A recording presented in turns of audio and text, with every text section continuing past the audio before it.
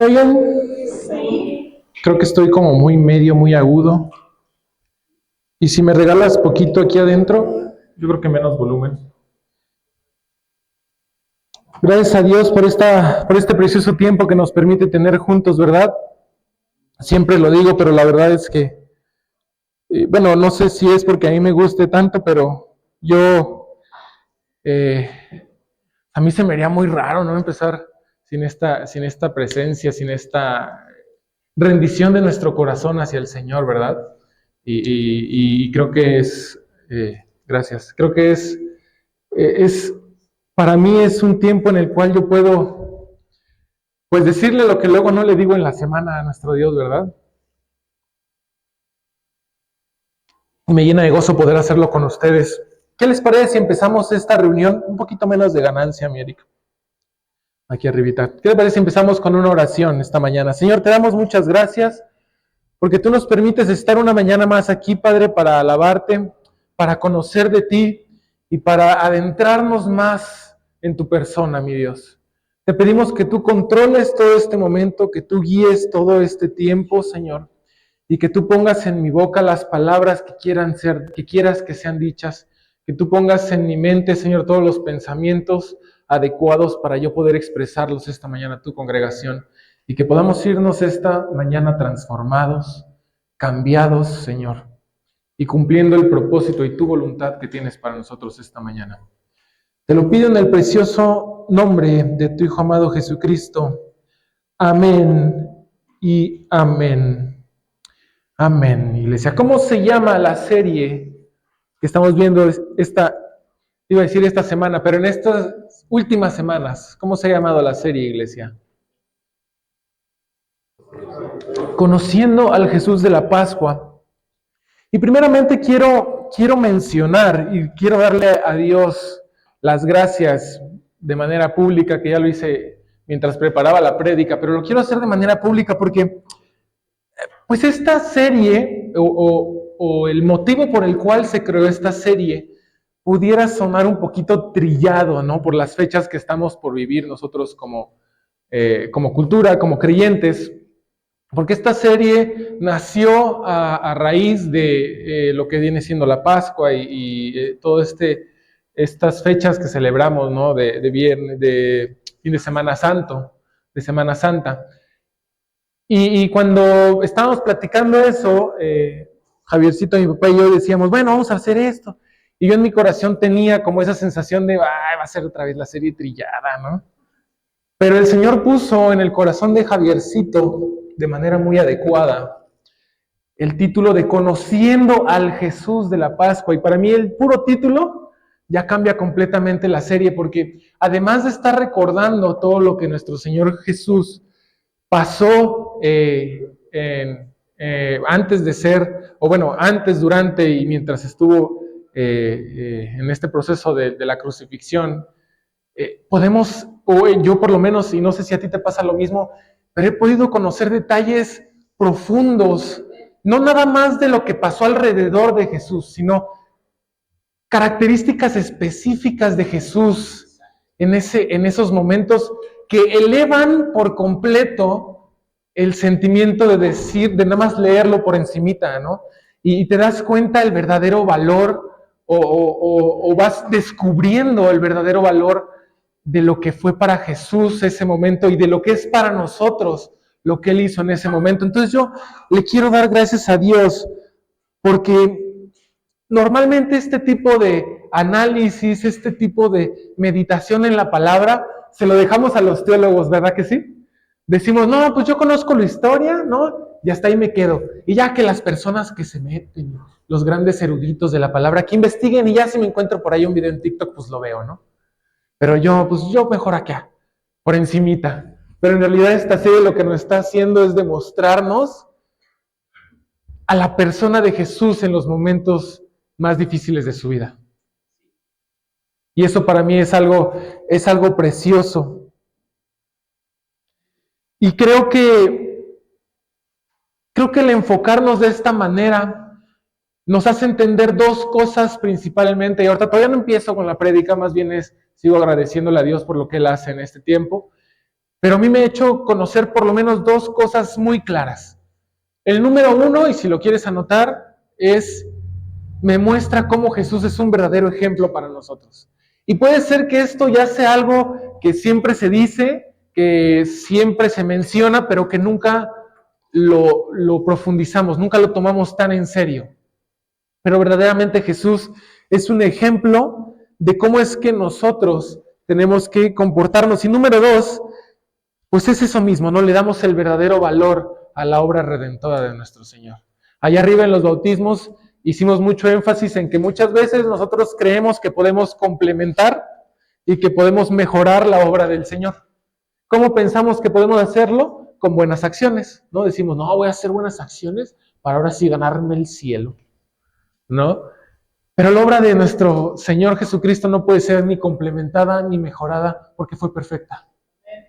No hay nada que nosotros podamos hacer para ganar puntos extras para estar en el campanario celestial. En cambio, Él fue tan amoroso, Él fue tan obediente que nos lo dio como regalo. Y las buenas acciones no se dan como un motivo para ganar más, sino que se dan como un fruto en nuestra vida de la transformación que Él hizo en nosotros. Entonces es algo precioso que hemos visto en esta serie. Si te gusta ponerle título a las series, bueno, antes de seguir quiero hacer una mención honorífica a mi familia, porque la última vez que prediqué, ¿se acuerdan que no podía decir recapitula? ¿Te acuerdan? Bueno, esto fue chiste porque la semana siguiente a la que prediqué, fuimos a comer con mis papás, no me acuerdo si fue la semana o ese mismo domingo. Bueno, parecía examen de gramática. Recapitulación. Y yo, sí, recapitulación. No. Entonces, si lo llego a decir, no se preocupen, ya lo sé decir. Ok, acompáñame por favor a Marcos 14, 32 y 42. Perdóname, si no lo dije. Jesús en el Getsemaní.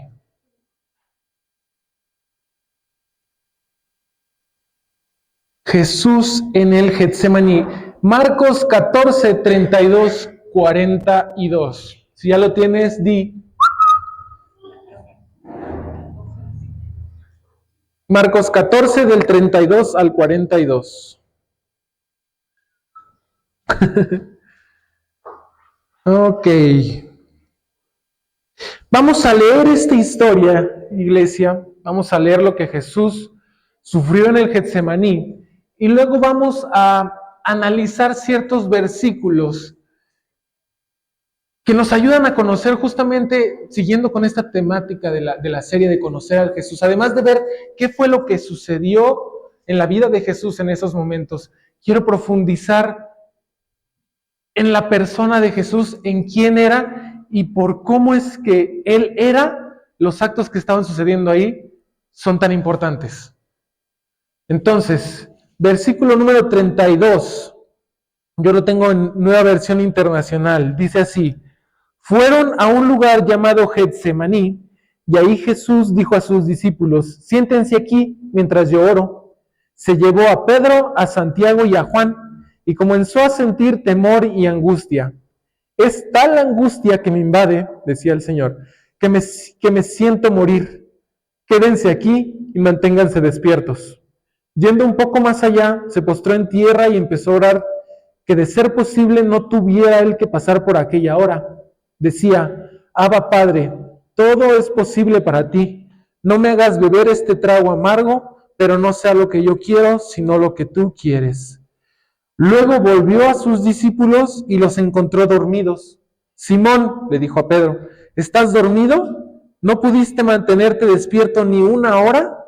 Permanezcan despiertos y oren para que no caigan en tentación. El espíritu está dispuesto, pero el cuerpo es débil. Una vez más se retiró e hizo la misma oración. Cuando volvió, otra vez los encontró dormidos, porque se les cerraban los ojos de sueño, no sabían qué decirle. Al volver por tercera vez, les dijo: ¿siguen durmiendo y descansando? Se acabó, ha llegado la hora. miren, el Hijo del Hombre va a ser entregado en manos de pecadores. Levántense, vámonos, ahí viene el que me traiciona. Señor, te doy muchas gracias por tu palabra, Padre. Gracias porque nos permites conocer este momento tan importante de la vida de Jesús. Y te pido que me permitas expresar lo que quieres decir, mi Dios. Amén. Vamos en estos versículos a analizar y a observar la historia de la agonía de Jesús. Este tiempo difícil que pasó nuestro Señor. Muchas personas predican este versículo y le ponen mucho énfasis a la parte de la oración de Jesús y cómo es que Él es obediente y sumiso a la voluntad del Padre cuando le dice, Señor, quita de mí esta copa, pero que no se haga mi voluntad, sino la tuya. Y eso aunque sí lo vamos a tocar un poquito en esta prédica el día de hoy, también quiero enfocarme en detalles importantes que suceden desde el inicio de estos versículos, porque creo que es importante y el Señor quiere que no nada más a través de estos versículos lleguemos a un análisis de cómo tenemos que comportarnos y cómo tenemos que orar a Dios, sino que además de hacer un análisis, el Señor quiere que lleguemos a adorar a nuestro Señor Jesús, a través de esto que Él pasó. Entonces no nada más vamos a llegar al análisis, sino también espero que lleguemos a la adoración a través de este análisis. ¿Sí estoy llegando al tema? ¿Sí me estoy dando a entender? En esta porción de la palabra vemos cómo Jesús está librando la batalla definitiva contra el pecado, y es interesante porque esta batalla se da en dos ubicaciones en específico. Una en el Getsemaní y otra en la cruz. Pero específicamente en la que vamos a ver hoy, en el Getsemaní, es donde Jesús decide ser obediente y llevar a cabo la obra redentora que se hace en la cruz. Entonces, ¿qué te parece si vamos leyendo versículo a versículo, desde el inicio, desde el versículo número 32, y analizamos un poquito lo que en estos lugares se dice? ¿Te late?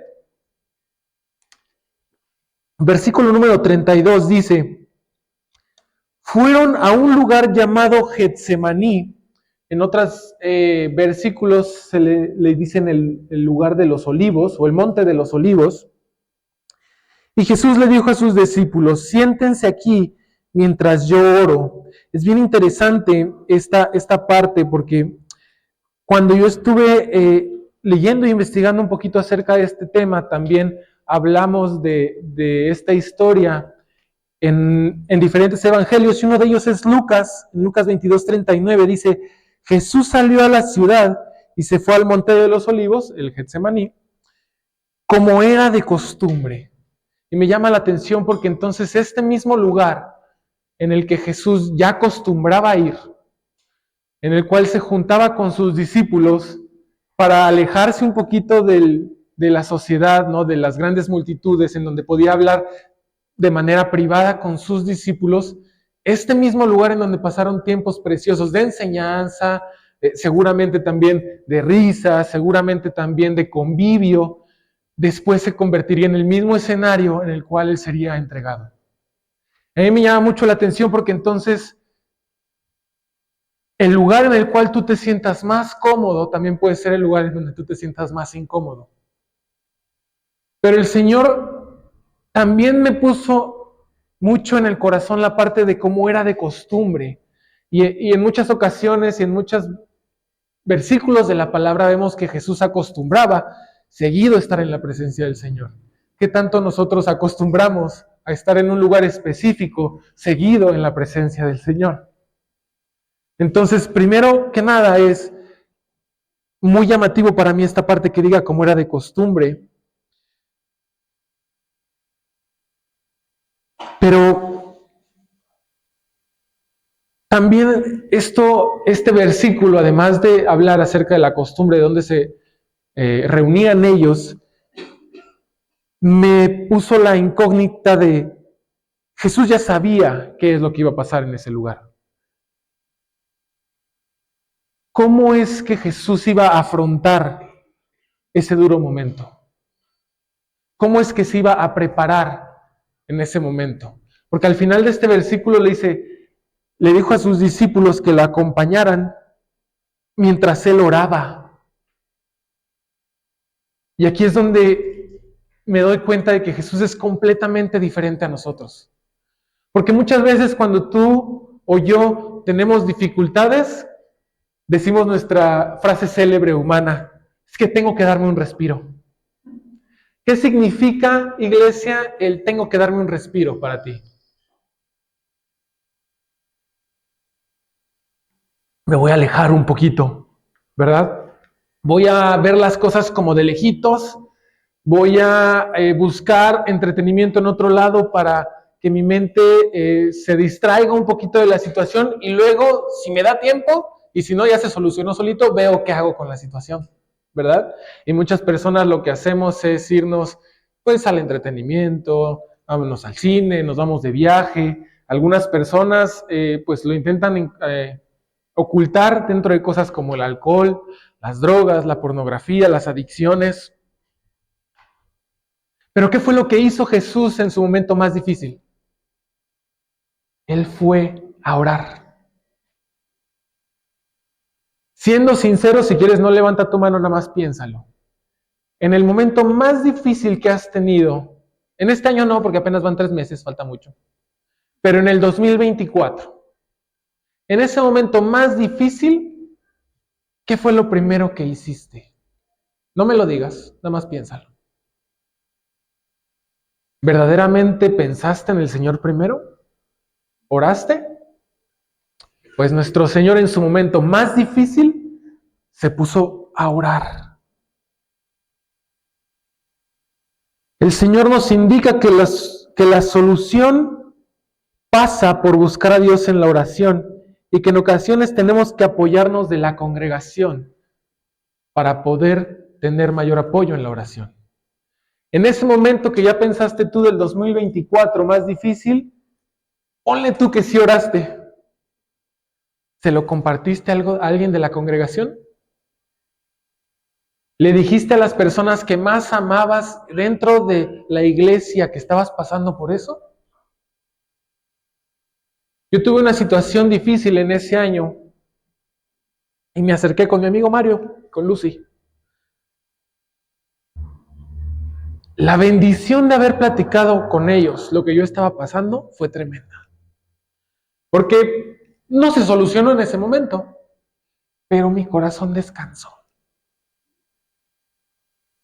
Porque me daba cuenta de que no solo yo estaba peleando por una situación, sino que tenía alguien que me apoyaba a pelear en esa situación. Y que tal vez yo veía las cosas de forma un poquito equivocada y ellos me dijeron cosas en donde yo pude decir, sí, es cierto. Yo lo he visto de esta manera, pero en realidad es así. Porque ellos tienen otro punto de vista, ellos lo pueden ver desde afuera. Y el Señor lo que hizo, nuestro Señor Jesús, fue a orar, pero también se acompañó de personas importantes para Él. Fue difícil para las personas que lo acompañaban, sí, se morían de sueño, lo leímos. Pero el Señor nos da ejemplo de las cosas que podemos hacer para pasar por momentos difíciles. Acompáñame por favor a Santiago 5:13. Santiago 5:13. Más adelante, Nuevo Testamento. Dice así: ¿está afligido alguno entre ustedes? Que ore. ¿Está alguno de buen ánimo? Que cante alabanzas. Y cuando cantamos alabanzas, ¿qué crees que estamos haciendo, iglesia? Orando con música. Entonces, la solución, sea para lo que sea, se encuentra en la oración. Y para mí que el Señor Jesús haga esto en el momento más difícil de su vida, me hace recapacitar en por qué entonces yo no debo hacerlo. Obviamente, yo también tengo que hacerlo. Entonces, como punto número 1 del versículo número 32, la oración. Versículo número 33. Vamos a regresar a Marcos.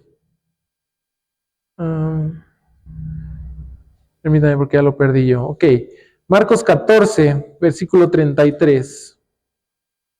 Dice, se llevó a Pedro, a Santiago y a Juan y comenzó a sentir temor y angustia. Aquí el apóstol nos da a entender con dos palabras un fuerte sentimiento que tenía Jesús, ¿verdad? Él tenía temor y tenía angustia. ¿Por qué crees que él sentía esto, iglesia? Muchas de las personas que analizan este versículo dicen que fue porque él se encontraba en esa situación en la que muchos humanos también nos sentimos cuando podemos sentir muy cerca la muerte. Entonces, si tú, Dios no lo quiera, saliendo de aquí, sientes temor a la muerte, pues te vas a sentir angustiado y temeroso. Eso es completamente natural, es completamente normal. Y muchos dicen que así se sintió Jesús. Pero verdaderamente esa es la razón por la cual Jesús estaba tan emocional. Verdaderamente fue solamente ese sentir que ya llegaba su momento. Vamos a profundizar un poquito en esto porque esa misma angustia que es natural para nosotros, creo que en el caso de Jesús era mucho más que solo eso. Se trataba de un estremecimiento de aquel que era la vida misma, porque Jesús era la vida, es la vida, Jesús es la vida, tratando o teniéndose que enfrentar a lo que era la muerte de manera directa.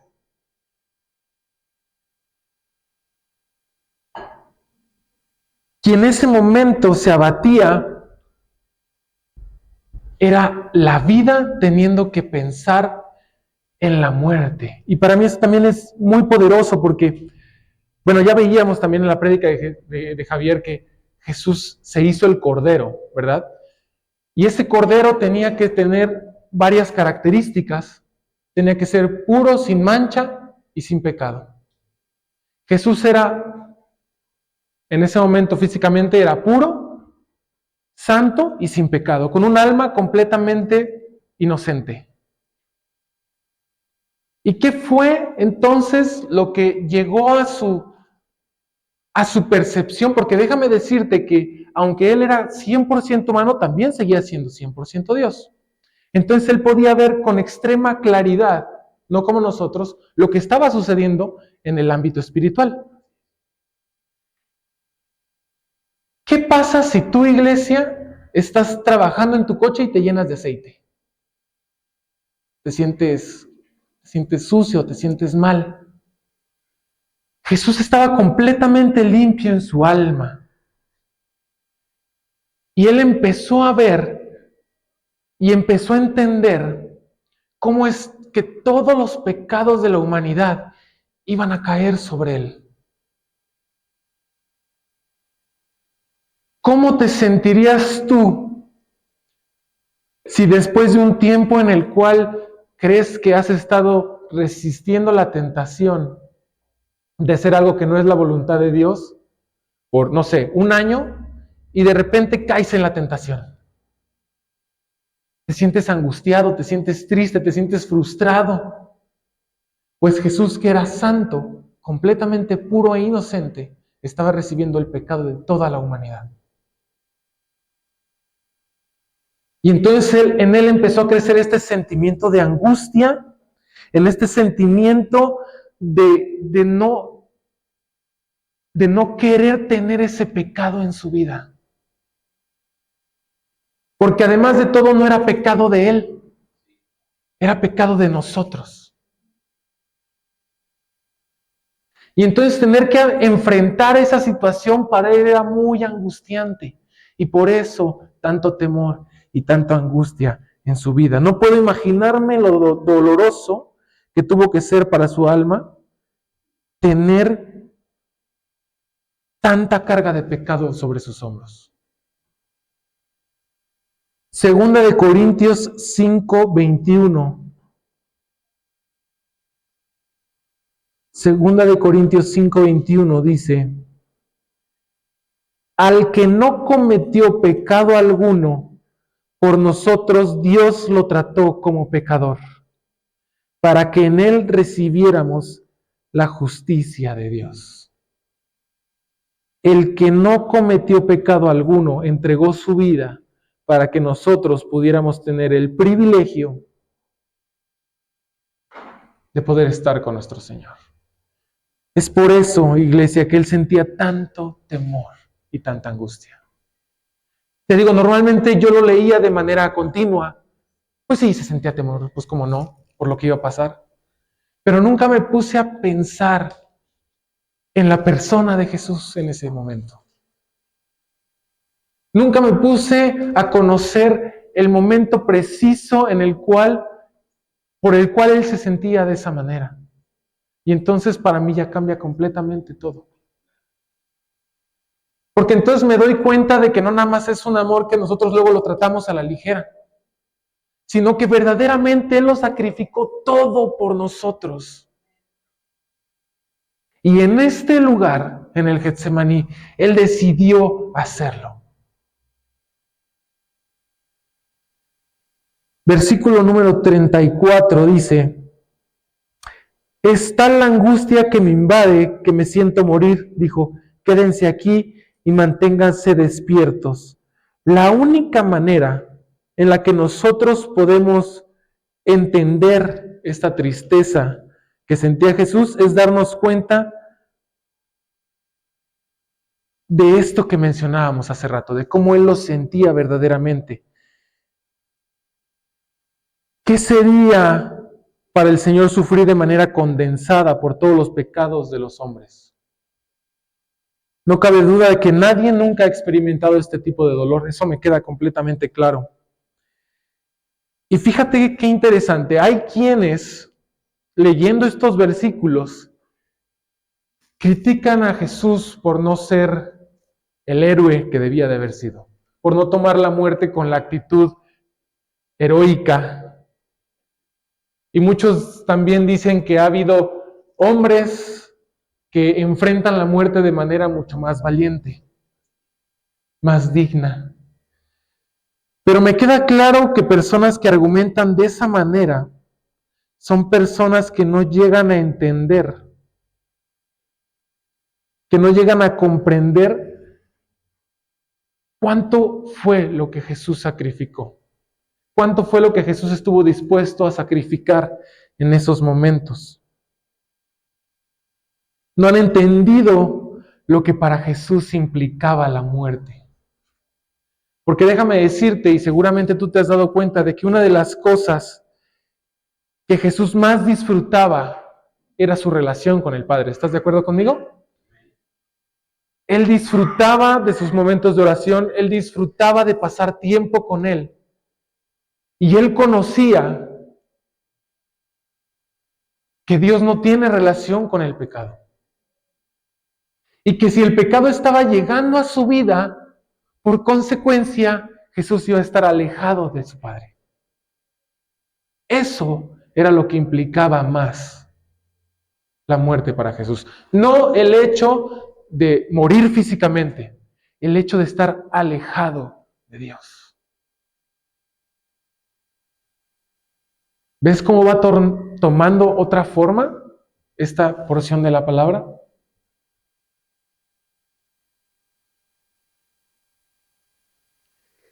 Y después también dice, quédense aquí y manténganse despiertos.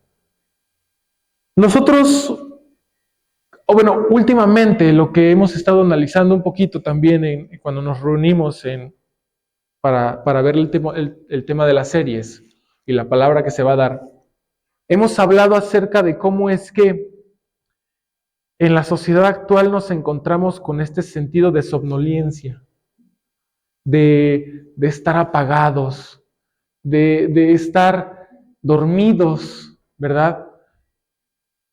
Y el Señor en esta porción nos dice, velen, estén atentos.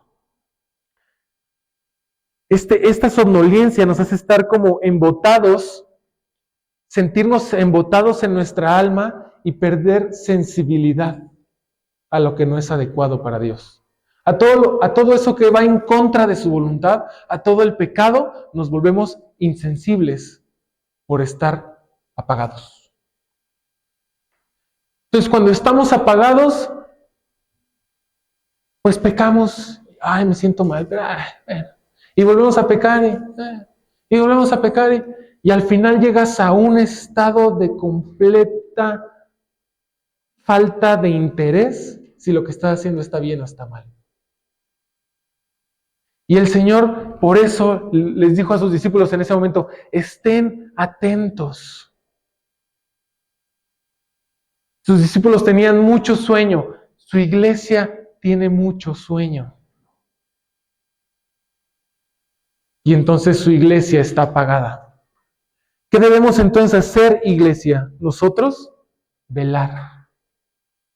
Y velar no nada más es estar despiertos, porque cuando analizas el trabajo de un velador, te lo imaginas así, ¿no? Caminando con una velita por unos pasillos. Y nada más caminando. Y hay películas en donde pasa la gente al lado del velador, ¿no? Y el velador así. Y no se da cuenta. Yo me acuerdo mucho de un videojuego que tenía cuando era niño, tenías que escapar de un velador, el velador iba así, y tú pasabas por el lado y lo veías y te escapabas y el velador no se daba cuenta. Pero verdaderamente el velar es estar perceptivo a todo lo que está pasando a nuestro alrededor. Es estar atento de manera consciente de lo que pasa. Para que de esa manera entonces nosotros no estemos apagados y podamos saber qué es lo que está sucediendo en medio de las situaciones que nos rodean. Entonces, cuando vuelvas a escuchar velar o estar atentos, acuérdate que tiene que ser de manera consciente. ¿Ok? Versículo número 35 dice, yendo un poco más allá, se postró en la tierra y empezó a orar que de ser posible no tuviera que pasar por aquella hora. Y esto me llama poderosamente la atención. Fíjate, acompáñame a Marcos 11:1. Porque aquí vimos que los discípulos se quedaron a cierta distancia. Eso quiere decir que el apóstol todavía lo alcanzaba a ver, ¿verdad? Y esto es importante. Porque fíjate lo que sucedía unos días antes. Marcos 11:1. ¿Qué dice tu Biblia como título? La entrada triunfal. Todo mundo conoce cómo entró Jesús. Dice, cuando se encontraban cuando se acercaban a Jerusalén y llegaron a Betfagé y Betania, junto al monte de los olivos, que dijimos que era él, Getsemaní, Jesús envió a 2 discípulos con este encargo: vayan a la aldea que tienen enfrente, tan pronto como entren en ella encontrarán atado un burrito en el cual nunca se ha montado nadie. Desátenlo y tráiganlo acá. Y más adelante dice, versículo número 7, llevaron pues el burrito a Jesús, luego pusieron encima sus mantos y él se montó. Muchos tendieron sus mantos sobre el camino, otros usaron ramas que habían cortado de los campos, tanto los que habían delante como los que iban detrás gritaban, Hosana, bendito el que viene en el nombre del Señor, bendito el reino verdadero de nuestro Padre David, Hosana en las alturas. En ese momento Jesús estaba entrando como rey. Todo el mundo gritaba Hosana, todo el mundo le adoraba y le daba gracias a Dios porque lo estaban viendo en ese momento. ¿Ahí estaban sus discípulos? ¿Sí o no? ¿Qué estaban pensando entonces los discípulos acerca de la persona de Jesús en ese momento? Lo elevaron hasta acá. ¿Estás de acuerdo? Ahora regrésate a Marcos 14, en donde dice,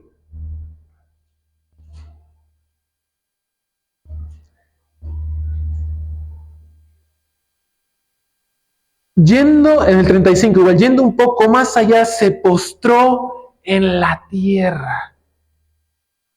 Para ti y para mí, iglesia, ¿cuál es la manera más evidente en la que alguien está rendido ante Dios? En algunas ocasiones vemos que hay gente que está con los ojos cerrados, nada más, ¿verdad? Otros con las manos levantadas y otros que dicen definitivamente el Señor me está tocando, se arrodillan. No me quiero salir de cuadro, se arrodillan, ¿verdad? Bueno, el Señor no estaba nada más arrodillado. El Señor estaba tirado en el suelo en ese momento. Jesús estaba con el rostro así. No sé si tú alguna vez lo has hecho. ¿Te has puesto a orar postrado? Ya sea acostado o con el rostro en el suelo. ¿Cómo se siente tu alma en ese momento? Estás completamente entregado y sumiso a Dios. Y así se encontraba nuestro Señor Jesús, con el rostro en el suelo, no sé si acostado o de rodillas, pero Él tenía el rostro en el suelo. Y sus discípulos veían a ese rey que antes estaba siendo exaltado, siendo completamente sumiso. Qué poderoso ha de haber sido para los discípulos esta imagen. Qué tan fuerte e impactante debió de haber sido ver a Jesús en ese momento completamente entregado en una oración que estaba haciendo con Dios. Y muchas veces también decimos, me voy a adelantar un poquito, pero muchas veces también decimos la oración de manera muy superficial, ¿no? Y como de, Señor, que pase de mí esta copa, pero que no se haga mi voluntad sino la tuya. Volteando a ver a la cámara. Así nos lo imaginamos. Pero verdaderamente así fue como Jesús estaba orando. Él verdaderamente estaba derramando su ser, diciendo, por favor, no quiero pasar por esto. No quiero vivir esto. Y ahí estaba demostrando su 100% de humanidad, el Señor. En esa porción de su oración, Él nos estaba demostrando que era 100% humano, porque nadie como humano va a querer pasar por eso. Nadie. Pero después sale la divinidad de Dios, la divinidad de Jesús, en donde dice, pero entiendo que esto no debe de ser conforme a mi voluntad, sino a la tuya. Y ya estamos viendo el capítulo, el versículo número 36, en donde dice, y me lo imagino muy clarito, Señor, pasa de mí esta copa, pero que no se haga mi voluntad, sino la tuya. E imagino a Jesús parando oreja para ver si Dios le responde. Porque hay porciones en donde Dios responde oraciones de Jesús de manera audible. Y también entiendo que Jesús podía escuchar a Dios de manera clara. Y entonces me imagino a Jesús tratando de comprender esta situación y decirle, pero que no se haga mi voluntad sino la tuya, y esperando tal vez que Dios conteste algo. Pero solo hay silencio.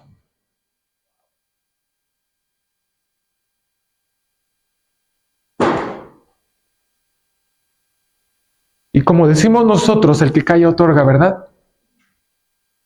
En ese momento Jesús comprendió, porque Jesús estaba pidiéndole al Señor o tratando de encontrar en su humanidad otra solución para lo que él tenía que hacer. Y cuando Dios no le respondió, Jesús entendió que no había otra forma. Que ese era el sacrificio que tenía que hacer para cumplir la voluntad de Dios. Solo ese. Y lo más poderoso es que Jesús decidió aceptarlo. Jesús no intentó pelear otra vez. Su oración fue la misma, entendiendo que eso era lo que él tenía que hacer. Solamente eso. No podía haber otra cosa. Porque si no, entonces tú y yo no podríamos estar con esta gracia en las manos, con este privilegio en nuestras manos.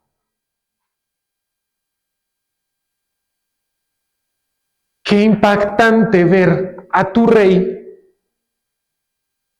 que lo tenías en tu altar hasta lo más alto, y verlo completamente entregado a su misión, completamente sumiso ante la voluntad de su Padre. ¿Cómo se sienten entonces los discípulos en ese momento, los discípulos que lo acompañaban en ese momento? Primero no sabían qué decir, callados, pero también es una demostración que Jesús les da para decir, ustedes a sí mismos se tienen que comportar ante la voluntad de mi Padre para sus vidas. ¿Por qué crees que estuvieron dispuestos a morir de la forma en la que murieron? Porque Jesús les dio el ejemplo y Jesús cumplió su palabra. Es esa mezcla de ingredientes la que hace crecer en el corazón de sus discípulos el que hicieran todo lo que hicieron. Y esa misma mezcla de ingredientes es la que el Señor quiere que nosotros tengamos en nuestro corazón para que podamos ser transformados conforme a su voluntad. Otro nivel, ¿verdad?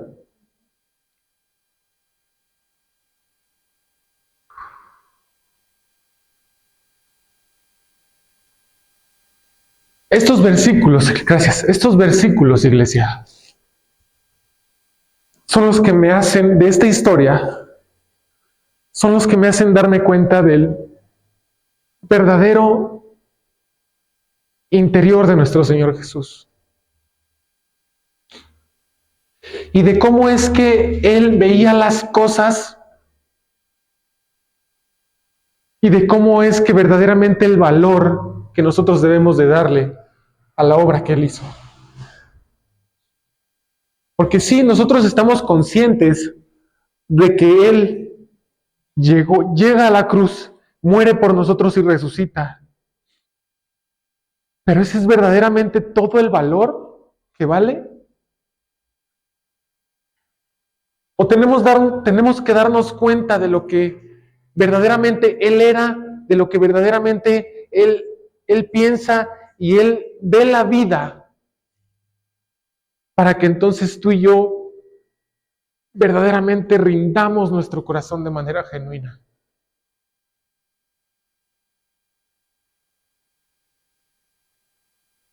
En esta cultura actual, iglesia, en lo mismo que decíamos de la somnolencia, hemos perdido el valor y no sé si ya me estoy adelantando de prédicas, pero hemos perdido el valor de lo que Jesús hizo.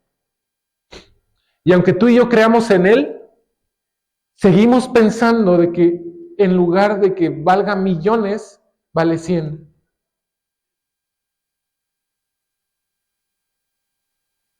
Y me llega a la cabeza esta porción de la palabra en donde dice, pues tú me has dicho, Señor, Señor, pero yo no te conozco.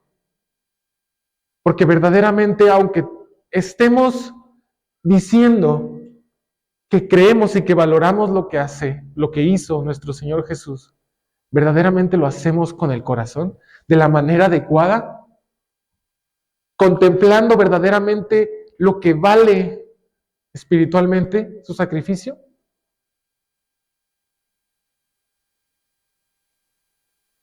Este lugar en donde Jesús decide sacrificar y darlo todo, debería de ser también para nosotros este lugar en el cual nosotros hagamos costumbre visitar para recordar cuán valiosa es la obra de nuestro Señor. Y que aunque todo vaya viento en popa, nosotros tenemos que venir y recordar lo que Él hizo y cuánto vale. Y si tenemos tiempos difíciles, tenemos que venir y recordar cuánto vale. Y de esa manera, iglesia, nosotros vamos a poder tener este corazón entregado completamente a nuestro Señor. Porque seguimos el ejemplo de nuestro Dios siendo sumiso, de nuestro Señor Jesús siendo sumiso a Dios. Y también entendemos cuán valioso es lo que Él hizo. En el curso de bautismos, vimos justamente el día de hoy cómo es que el verlo de esta manera tan valiosa y demostrarlo hacia las demás personas es en donde este paso de fe toma verdaderamente valor, ¿verdad? Porque le estás diciendo a las personas, verdaderamente creo en Jesús, creo en sus obras y quiero obedecerle. Pero si cada uno de nosotros verdaderamente analiza y entiende el verdadero valor, la iglesia universal, no solo Senda, la iglesia universal sería completamente diferente. Porque si 12 personas que conocían esto, y fíjate qué interesante, porque aquí no lo acompañaron los 12, lo acompañaron 3. ¿De qué manera impactó Jesús el corazón de esos 3? Que ese fuego creció en 12. Y esos 12, ¿cuánto hicieron por el reino de Dios?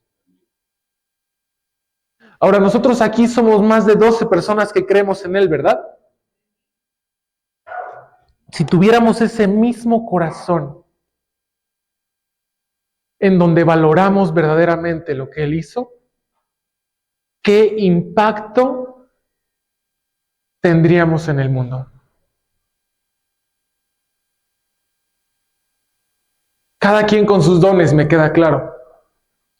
Pero el impacto que haríamos sería grandísimo. Así como el impacto que Jesús le dio a sus discípulos. Jesús es nuestro mejor ejemplo, iglesia. Valoremos verdaderamente lo que Él hizo en el Getsemaní. Señor, te damos muchas gracias, Padre, porque tú eres grande, eres poderoso, mi Dios. Y porque verdaderamente tú nos demuestras el valor genuino de tu obra redentora, Padre. Gracias, Jesús, porque en este lugar tú tomaste la decisión de ser sumiso a la voluntad de Dios. Y gracias porque nos das a entender, mi Dios, lo que verdaderamente significaba para ti el tener que mancharte de todo pecado, el tener que sentir esta presión en tus hombros, la cual te alejaba del Padre.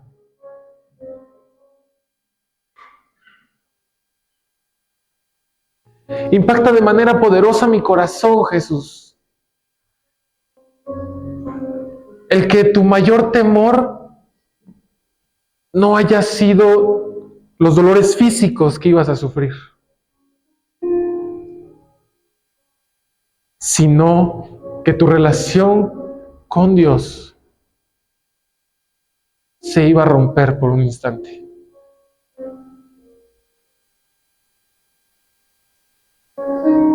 Dame, mi Dios, ese mismo amor, ese mismo ver la vida, sentir en mi corazón.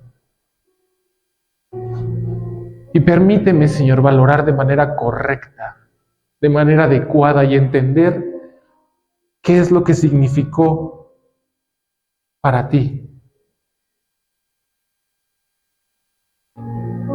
Y ayúdame también a que yo pueda hacer costumbre de regresar a este lugar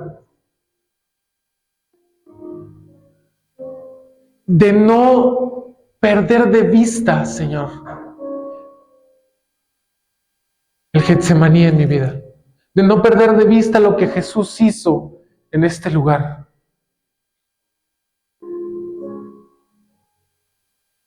Porque yo quiero ser como Jesús. Y para poder ser como Él tengo que entenderlo. Y te doy gracias porque hoy puedo entenderlo un poco más. Te pido, mi Dios, que esta palabra se quede clavada en nuestros corazones. Que verdaderamente sea como espada de doble filo.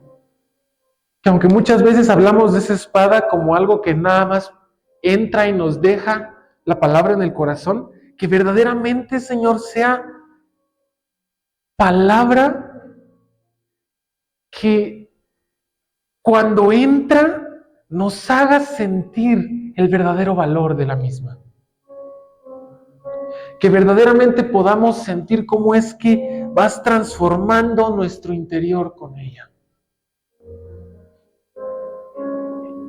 Y que cuando salgamos por estas puertas y cuando acabe esta prédica y esta oración, mi Dios, tú hayas transformado nuestro corazón. Tú hayas modificado nuestra mente, renovado nuestra mente y nuestro entendimiento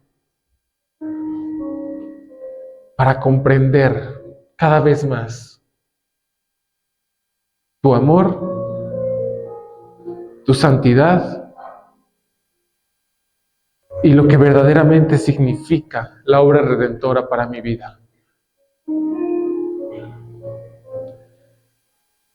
Tú eres grande y poderoso, Padre. Y después de esta palabra me queda claro que no hay nadie como tú. No hay nadie como tú, Jesús.